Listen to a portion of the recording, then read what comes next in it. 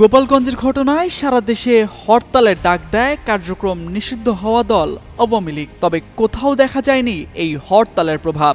বিচ্ছিন্নভাবে দুটি স্থানে বাসে আগুন লাগার ঘটনা ঘটলেও দুর্বৃত্তরা নাশকতার উদ্দেশ্যেই লাগিয়েছে বলছে আইনশৃঙ্খলা বাহিনী।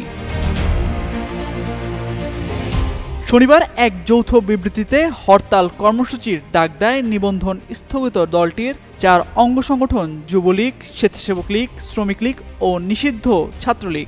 আর এটা ওইটা না, কাপড় ধোয়ার একটাই সলিউশন, চাকা অল ইন ওয়ান।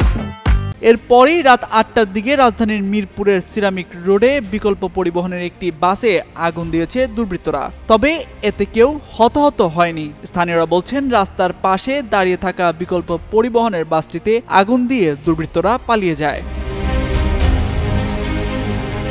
একই দিন রাত 12টার দিকে ফরিদপুরের শহরতলির করিমপুর হাইওয়ে থানার সামনে একটি বাসে আগুন দেয় দুর্বৃত্তরা। স্থানীয়রা জানান, ঈদুল আজহার সময় সড়ক দুর্ঘটনায় বাসটি জব্দ করা হয়। হঠাৎ করেই রাতে পরিত্যক্ত বাসটিতে আগুন লাগিয়ে পালিয়ে যায় দুর্বৃত্তরা। খবর পেয়ে ফরিদপুর ফায়ার সার্ভিস গিয়ে আগুন নিয়ন্ত্রণে আনে। পুলিশ বলছে, নাশকতার উদ্দেশ্যে বাসে আগুন দেওয়া হয়েছে বলে প্রাথমিকভাবে ধারণা করা হচ্ছে। এই ঘটনায় জড়িতদের বিরুদ্ধে কঠোর ব্যবস্থা নেওয়া হবে। এদিকে সকাল থেকে সামাজিক যোগাযোগ মাধ্যমে ছড়িয়ে পড়ে রাজধানীর গুলিস্তানে একটি বাসে আগুন দেওয়ার ভিডিও। যদিও এই ভিডিও 2023 সালের ঘটনা বলছে রিউমার স্ক্যানার।